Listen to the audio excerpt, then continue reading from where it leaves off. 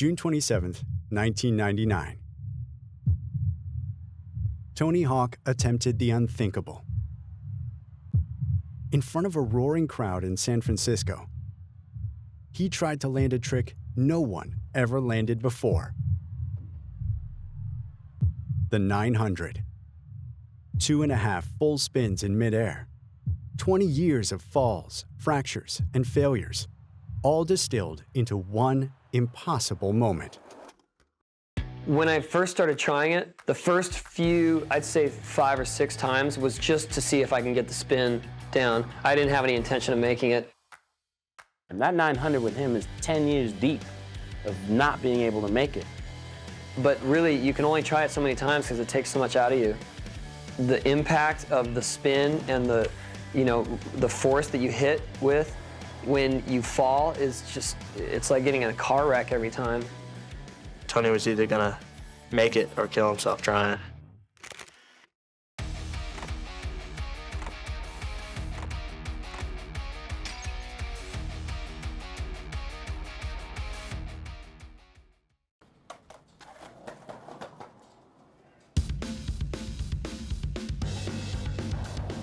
Before the video games, the fame, and the myth, Tony Hawk was just a restless kid from Carlsbad, California.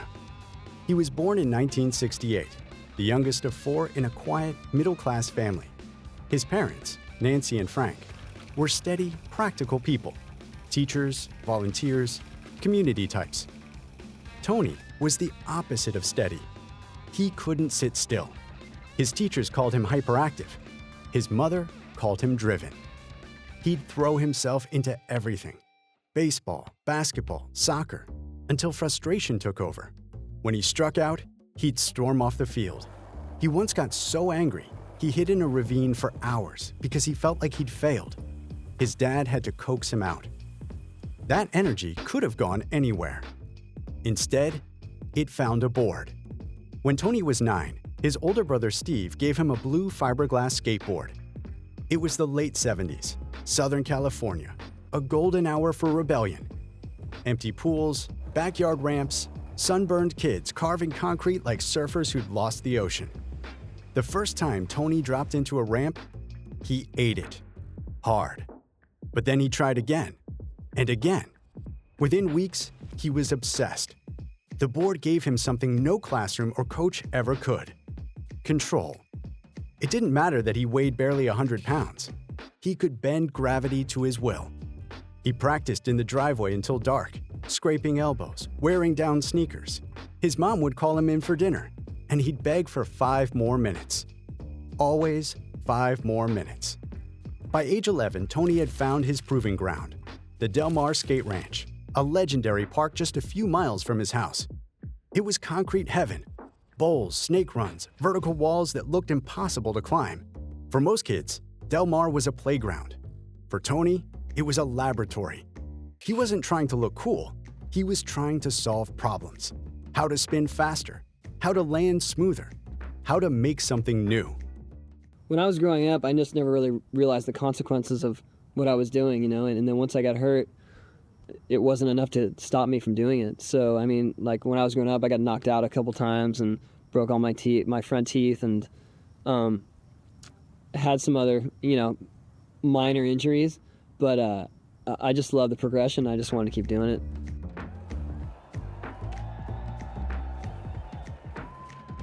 It's got a lot more vert and it's a lot rougher than big coping, so it's harder to ride. Big coping. Who's your toughest competition? Shoot, say Stevie, Lance, Christian, all those guys. Christian Hosoi, Steve Caballero, and Stacy Peralta, legends in the making. Tony was small, awkward, and mechanical, but he had something they couldn't teach: precision. He could see angles other skaters ignored. At first, the crowd didn't know what to make of him. In the early 80s, style was everything. Big airs, loud clothes, wild personalities. Tony wasn't that. He was quiet, technical, relentless. He'd land tricks that didn't even have names yet, and judges wouldn't know how to score them. Some called him a robot. Others called him the future. By 13, he was sponsored. By 14, he was a professional. While most kids were learning to drive, Tony was flying across the country for contests, carrying a duffel bag full of pads and tape. He'd spend nights in hotel rooms drawing new ramp designs on notepads, imagining what else a skateboard could do. The sport itself was evolving fast. The pools of the 70s were giving way to towering halfpipes, U-shaped walls of plywood that turned skaters into projectiles. And Tony was obsessed with going higher, spinning further, testing what was humanly possible.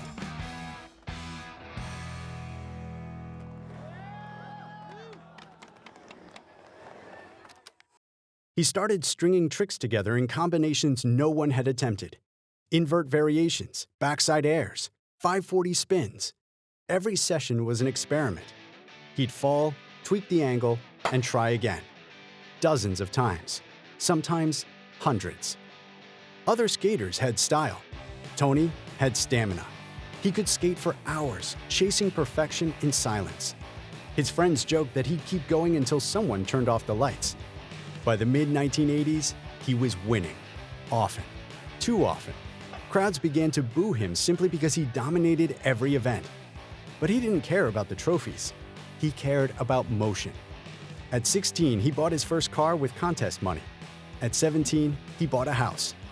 He wasn't chasing rebellion anymore. He was building a career in a sport that barely had one. His father, Frank, became president of the National Skateboard Association, organizing contests so the next generation could have something steady. Tony's parents showed up to every event, hauling banners and score sheets, cheering louder than anyone. They believed in him before the world did.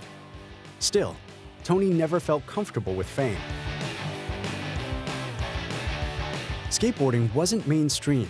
Sponsors came and went. The culture moved in cycles. Boom, bust, repeat.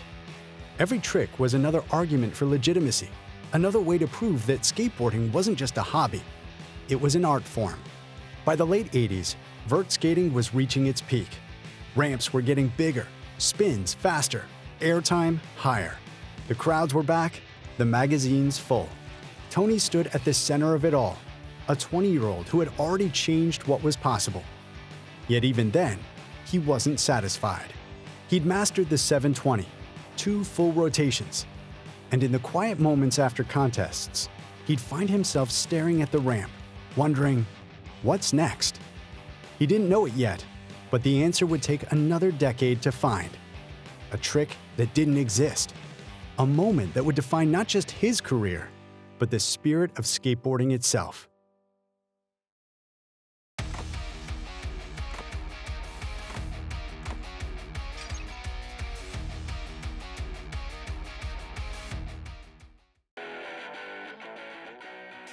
While other kids were chasing fads, Tony was chasing physics, adding inches to his height, degrees to his spins, and complexity to every session. He wasn't just skating anymore, he was engineering. And in the middle of that boom, skateboarding went global. Vert contests filled arenas, sponsors lined up, and video parts, grainy VHS tapes passed between kids like contraband, turned skaters into underground stars. Tony wasn't the flashiest, but he was the most consistent. He didn't need to pose. His skating spoke for him. At the top of a ramp, his body would relax. His mind would clear. And when he dropped in, everything else, doubt, noise, gravity, just disappeared. In competition, Tony was untouchable. From 1983 to 1991, he won more than 70 contests, sometimes sweeping entire seasons. Kids looked up to him. Rivals tried to beat him. Judges ran out of superlatives. He pushed tricks that defined vert skating: the stalefish, the varial 720, the frontside caballerial. But every time he landed something new, he was already thinking about the next one. For Tony, evolution wasn't optional. It was oxygen. Skateboarding in the 80s was wild, unpredictable, and often broke. Money came fast and disappeared faster. Contests dried up. Sponsors folded. The industry was built on passion, not profit. And when that passion cooled, so did the paychecks. By the early 1990s, the ramps started coming down. Vert was out. Street skating was in. Concrete, rails, gaps. Skaters traded half-pipes for handrails and punk kids for photographers. Tony, once the face of the sport, suddenly looked like its past. He tried to adjust. He entered street contests, filmed small projects, hustled for new sponsors. But vert ramps were disappearing, and with them, his livelihood. One month, he'd make $5,000 from contests. The next, barely $200. He had a mortgage, a family, and a van full of skateboards. He'd drive for hours just to find a ramp to skate. There was a moment, standing in his kitchen, when he looked at the bills and realized skateboarding might not make it. But walking away never crossed his mind. I rolled my ankle pretty bad twice in a row, and then rolled my other ankle while I was healing on the first one. You know, just doing somewhat basic tricks downstairs, and I think that moment was the moment for me, the moment of realization where I thought, if I want to continue to be a pro skater, I've got to stick with what I know and stick with what I'm progressive at. In 1992, with friend Per Wellander, Tony started his own company, Birdhouse Projects. The timing couldn't have been worse. Skateboarding was in a recession, shops were closing, magazines were shrinking, and no one wanted to buy decks from a vert skater. But Birdhouse wasn't about profit. It was about survival. It gave him purpose. It gave his friends a team. And it gave Tony one more chance to prove that vert skating wasn't dead. He'd load up a van with a small crew, Jeremy Klein, Andrew Reynolds, Bucky Lassick, and drive cross-country to do demos in parking lots, fairs, anywhere that would have them. Some shows drew 50 people, others 5. But he kept skating like it was his last time. That was Tony's way. When the spotlight vanished, he didn't chase fame. He chased persistence. Each demo was a reminder of what made him start in the first place. The sound of trucks grinding, the smell of plywood and sweat, the rhythm of trying and failing and trying again.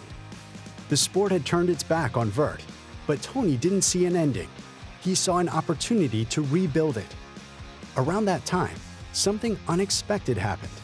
The kids who grew up watching Tony in the 80s started to grow up too. They remembered the contests, the VHS tapes, the wild invention of vert skating. And they wanted to see it again. TV networks were paying attention. The culture was shifting. Extreme sports were becoming a thing. Surfing, BMX, snowboarding. Someone at ESPN had an idea. What if they built an Olympic-style competition for action sports? They called it the Extreme Games. In 1995, in Providence, Rhode Island, Tony Hawk walked up the ramp for the first ever X Games. It wasn't packed, just curious fans and a few cameras, but it felt like the beginning of something. When Tony dropped in, the crowd felt the speed, the precision, the control.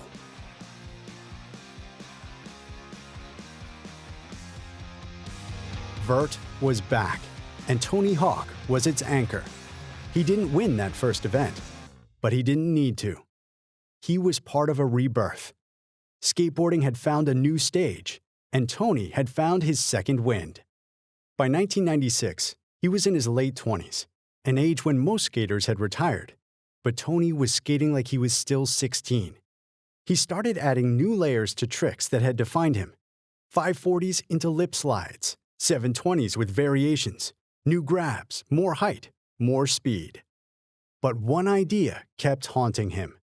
For years, he'd thought about something that didn't yet exist. A 900, 2.5 full rotations. It had been tried before. Mike McGill's 720 had cracked the door. 720, which is a double spin in the air. You come up backwards, and I grab mute.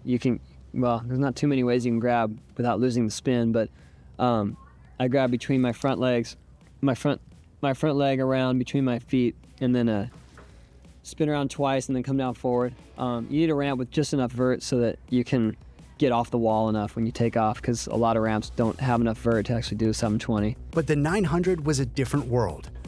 Too much momentum, too little landing zone. Physics said it couldn't be done. Just figuring out 720 was hard enough. And I knew that a 900 was gonna require more height. But Tony didn't listen to physics. He listened to obsession. While most pros his age were thinking about winding down, Tony was winding tighter. He'd lie awake replaying failed attempts in his head. He'd feel the spin in his shoulders even when he wasn't skating. He'd get a little closer, another degree, another adjustment, another crash. He didn't tell people he was chasing it. He just kept it inside, like a secret he wasn't ready to share. Because to try and fail was one thing, but to try and almost make it, that's the kind of thing that keeps you up at night. The 900 wasn't just a trick. It was a symbol, a question of whether skateboarding still had somewhere new to go. For Tony Hawk, it was personal. He'd spent 20 years defying limits, falling, rebuilding, reinventing, and now he wanted to find out if the impossible was still possible. What he didn't know yet was that the moment was coming, and it would happen not in a lab or a parking lot, but on live television with the world watching.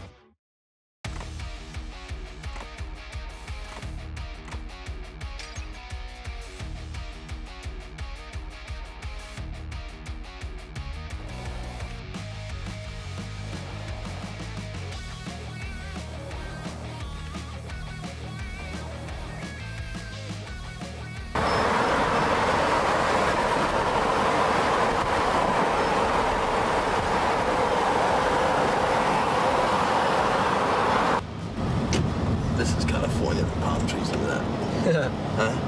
That's the classic shot, right? Yeah, getting crashes too. That's pretty California. Is that Yeah. U-turn and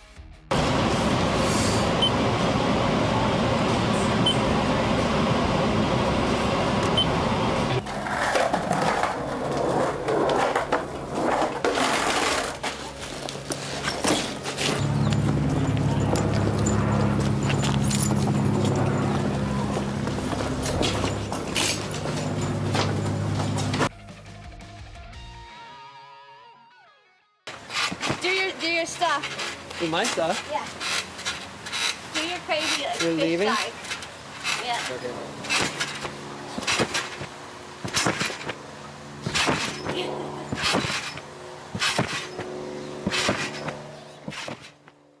After years of competition and constant travel, Tony Hawk entered a quieter phase of his life. The ramps were empty. Contests were sporadic.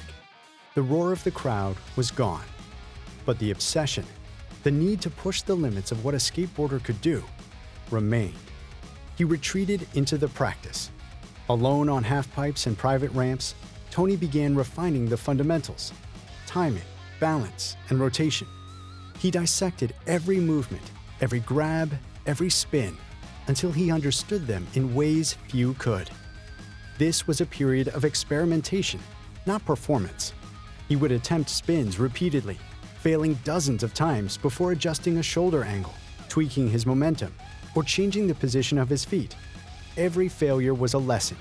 Every near success was a blueprint for the next attempt. It was quiet work, invisible to fans. There were no trophies, no cameras, no media recognition. Just a skater, a ramp, and the pursuit of the impossible. During these years, Tony also focused on his physical conditioning.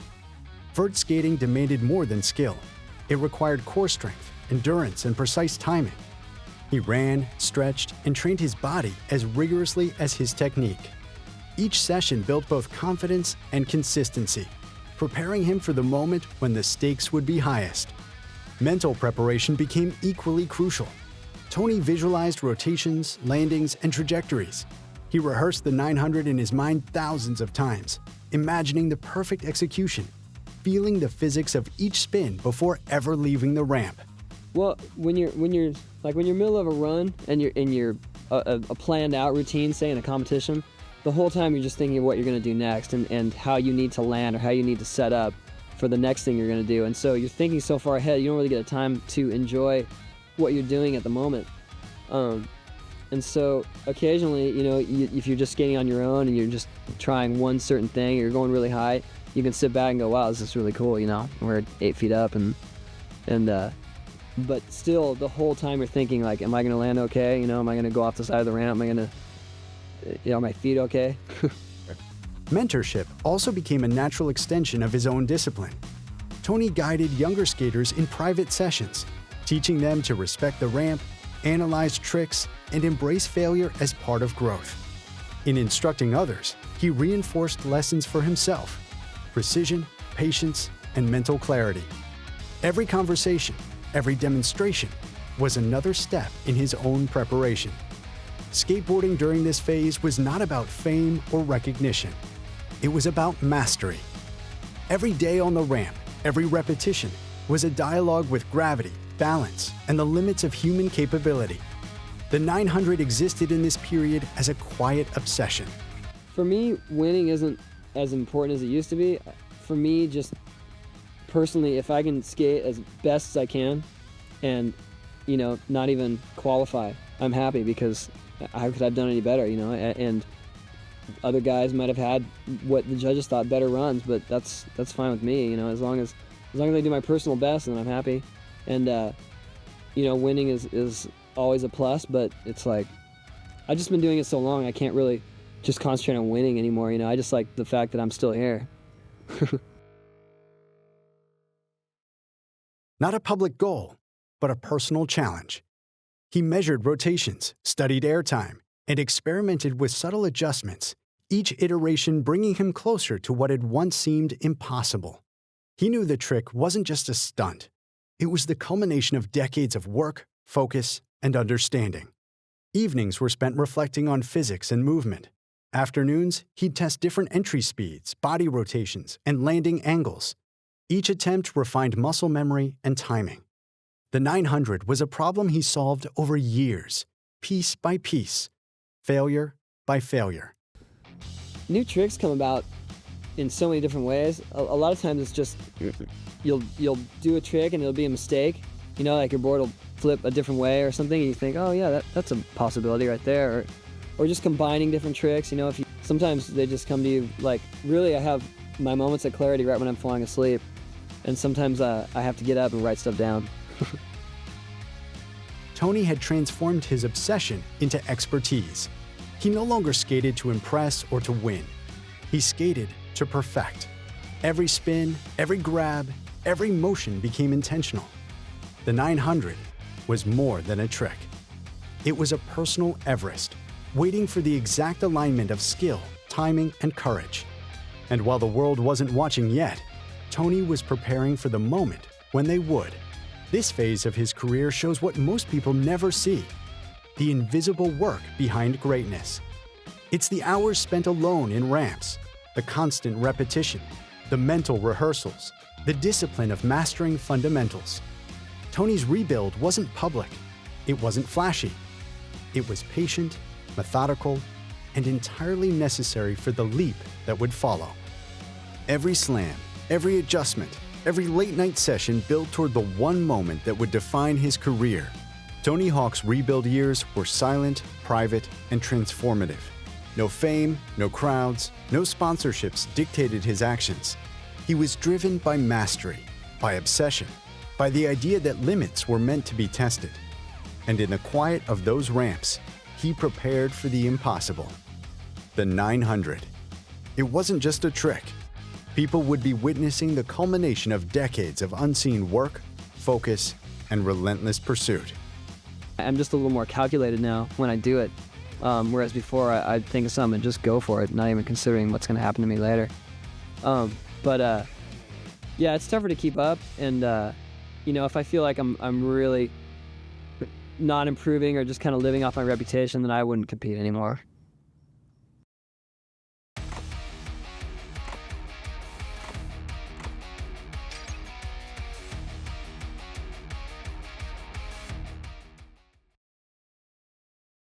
Every moment in skateboarding builds on the ones before it.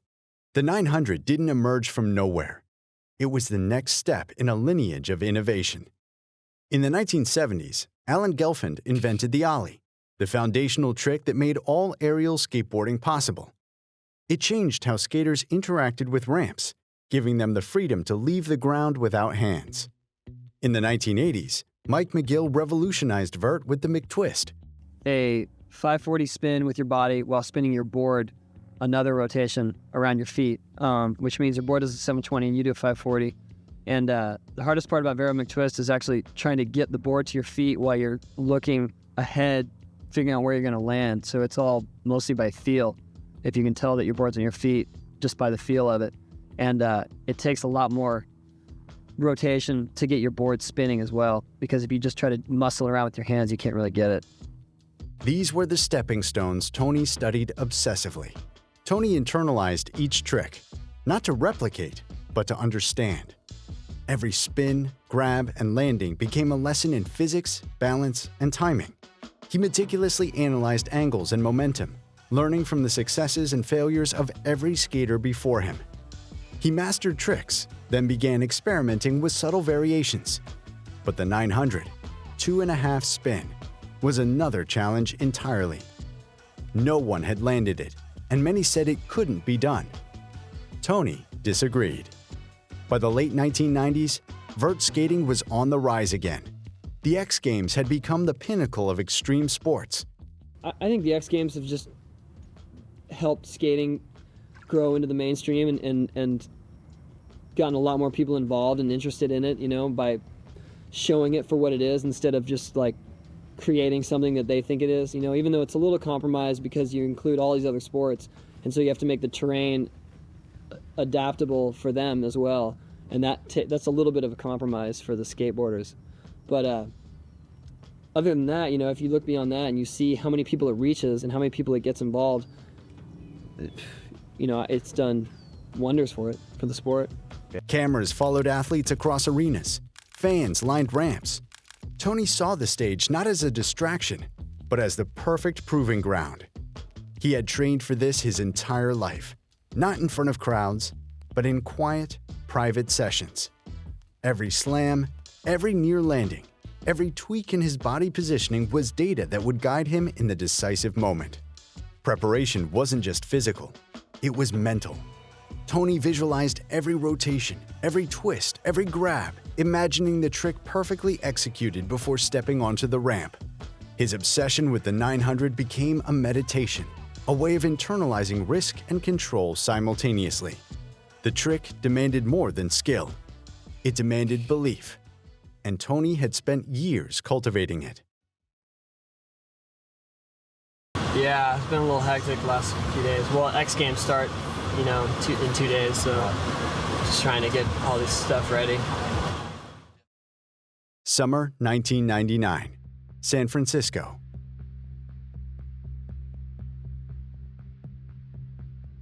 The arena buzzed with anticipation. Thousands of fans packed the stands.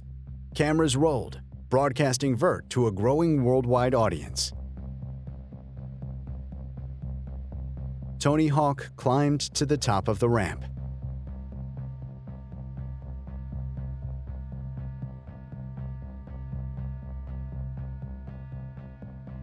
After 11 failed attempts, he paused at the deck, feeling the ramp beneath his feet, measuring the air, the speed, the physics. And then he dropped in. Decades of practice, observation, and obsession converged in that moment.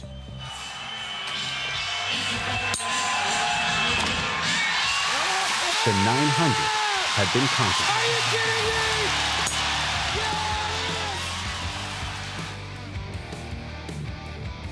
Well, when you've had a really good run in a contest, and you tried riskier things and you didn't really hold back and you pulled off, I don't know, that's just, the most elating experience, because that's the form where you need to do it. You can do it all you want in practice and you can have your best run ever, but if you can do that in a competition, then there's just no comparison. For the audience, it was a historic moment on live television. For Tony, it was the sum of decades. Every driveway session, every late-night ramp practice, every failure, and every lesson in balance and control. The 900 wasn't just a trick. It was a statement.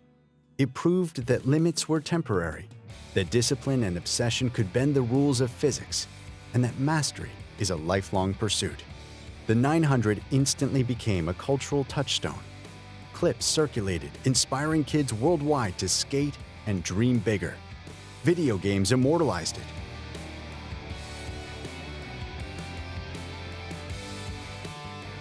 Yet for Tony, the significance wasn't fame. It was proof of personal evolution. It was a trick born of years of preparation, a distillation of knowledge passed down through generations of skaters, and the embodiment of perseverance. Landing the 900 didn't end Tony's journey. It amplified it. He continued to innovate, explore, and push boundaries, not for trophies, but because the pursuit itself was essential.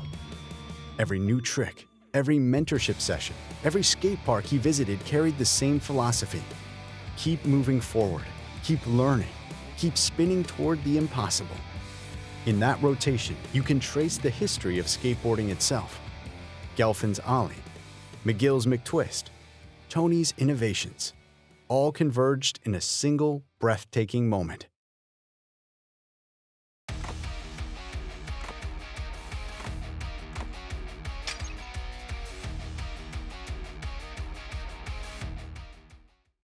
Landing the 900 was more than what it turned out to be. It was a defining moment, not just for Tony Hawk, but for skateboarding itself. Yet for Tony, the trick was never the final goal. It was a milestone in a life spent pushing limits, shaping a sport, and inspiring a generation. After that summer of 1999, the world noticed him differently. Offers, appearances, endorsements, they arrived in waves. But Tony remained grounded. The pursuit of mastery, not recognition, had always driven him. The fame that followed the 900 opened doors he had never imagined. Tony Hawk became a household name, but it wasn't just about media exposure.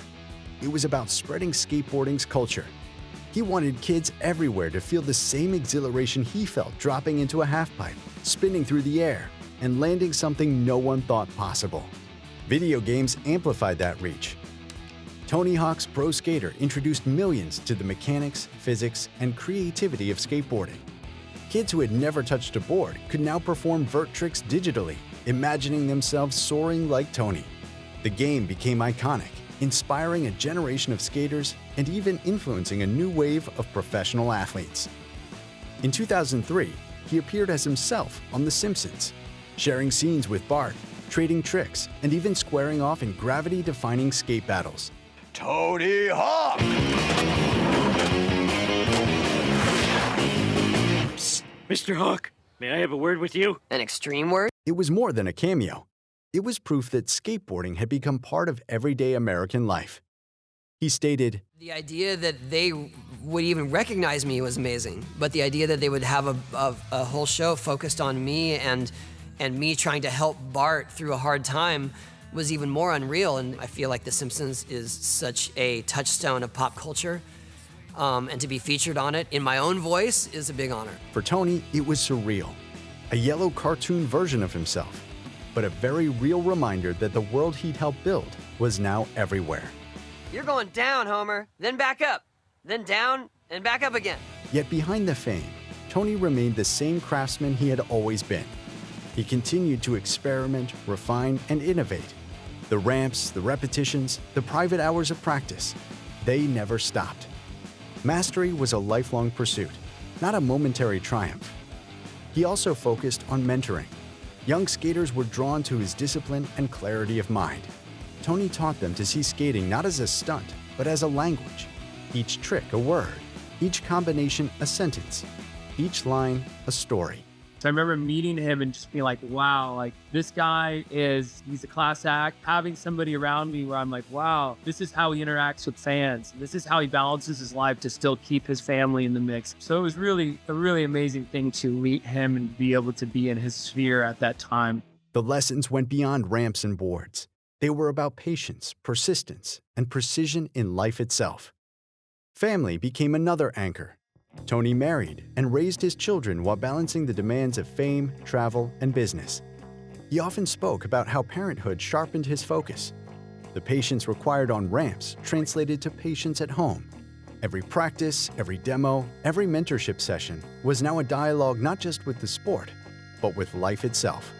Tony's work ethic and humility inspired not only athletes, but the broader public. He became a symbol of dedication, integrity, and the rewards of lifelong curiosity. He also turned his fame into philanthropy.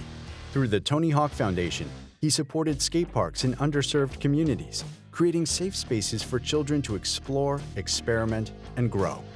Skateboarding for Tony was always more than a sport. It was a tool for empowerment, teaching discipline, creativity, and resilience. The Foundation's work has built hundreds of skate parks across the United States, offering new generations the chance to discover the freedom Tony found as a boy in Carlsbad, California. Culturally, Tony Hawk became a bridge. He connected generations, those who grew up watching him in the 80s, those who played the video game in the 90s, and a new generation discovering vert skating in the 2000s and beyond. His influence transcended skateboarding. Movies, television, music, and fashion all reflected his impact. He wasn't just a skater, he was a pioneer, a teacher, and an ambassador. Most of all, seeing old friends and how much we did it together. Skating started as just something small with us, the community, and what Tony, especially Tony Hawk Pro Skater, what it did for the outside world to share our language, how tight-knit our community and the intermingledness, how connected we are with music and culture itself. This is something we share, and that it was broadcast to the world, 20-something years ago. It has changed everything for us, all thanks to Tony. Yet he never lost the core of what made him exceptional, the obsession with mastering his craft. The same focus that drove him to the 900 remained decades later a quiet engine behind every new project. Reflecting on his career, it's clear that Tony Hawk's story isn't defined by a single trick. The 900 was a pinnacle, yes, but it was also the culmination of a lifetime of practice, vision, and discipline. From the kid on a blue fiberglass board, through private ramp sessions and silent experimentation, to the global spectacle of the X Games, every moment led to that apex. It continues in the skaters he mentors, the parks he builds, the games he designs, and the inspiration he provides to anyone willing to chase the impossible. Tony Hawk became more than an athlete. He became a symbol of perseverance, innovation, and the audacity to push beyond limits. He showed the world that greatness is rarely a single moment. It's the accumulation of quiet, relentless work, guided by curiosity and obsession. The 900 was a testament to a lifetime of dedication. And beyond that, it's a reminder that mastery, like life itself, is a journey. One spin, one fall, one lesson at a time. Today, Tony continues to skate. He continues to mentor, to innovate, to inspire. He shows that age, fame, or expectation are not limits. They are context. The same thrill of defying gravity, of challenging the impossible, remains as vivid as it was in the pools of Carlsbad decades earlier. His legacy isn't just in records or videos. It's in the countless people he's inspired, the culture he's shaped, and the spirit of skateboarding itself. Because for Tony Hawk, the pursuit never ends. The ramps are still there, the air still calls, and the next impossible trick is always just over the coping. From a relentless kid who couldn't sit still, to the man who spun the impossible, Tony Hawk's story is one of vision, patience, and audacity. I think that it's been popular. Skating's been popular like probably in 2 or 3 popularity cycles already. And this time it just feels like it's broken out of, a fad, so to speak, and people don't really view it as just a trend. They see it as more of a legitimate sport, especially with like all these events that are happening and the coverage that it's getting, and kids are being, are being weaned on these other types of sports instead of the traditional team sports. So I think it's going to have more longevity this time. The 900 was the apex, but it was never the finish line. It was a moment that captured a lifetime, and a life that continues to inspire every skater chasing their own impossible. You're regarded as, probably the best ever. Did you go out and did you set out to, The only thing I ever set out to do in skateboarding is to keep getting better. Not to get better than other people, but just to better myself, and that's why I stuck with it. When all my friends quit and they went back to basketball and baseball and I thought, well, I'm still getting better at this. I want to keep going at it. You know, even though no one was doing it, it didn't matter to me because I kept improving. And to this day, I still feel like there's some things I can learn and you know, techniques I can take. And so that's the reason I've done it. You know, not ever to be number one, but just to keep improving because I love how many different variations of skating there is and how much you can do. The 900 was a culmination, yes, but also a bridge, connecting the past, present, and future of vert skating. It was the apex of one man's obsession and the launching point for an entire sport's next evolution. The flight of the 900 was more than technical brilliance. It was courage, the courage to push past fear, to risk failure in pursuit of mastery, to turn obsession into accomplishment. For a child in Carlsbad decades earlier, and for the man at the top of the ramp in 1999, it was the same lesson. Limits exist only until someone challenges them. Tony's life after the 900 expanded outward. The trick cemented his role as a cultural icon. Yet behind the fame, he remained the same relentless craftsman. Mentorship, private practice, innovation. They continued. He helped shape young skaters, promoted creativity over conformity, and reminded the world that skateboarding is a discipline of the mind as much as the body. The 900 was no longer just a trick. It was a symbol of dedication, of history, and of the heights one can reach when obsession meets skill. In the end, the 900 was proof that Tony Hawk didn't skate to win trophies or to appear on TV or to become famous. He skated to discover, to perfect, and to push boundaries. Those few seconds in the air on live television was decades of invisible work, mental preparation, physical discipline, and an unwavering obsession with mastery. It was a moment the world would remember, but it was also a personal victory, the fulfillment of a lifelong pursuit.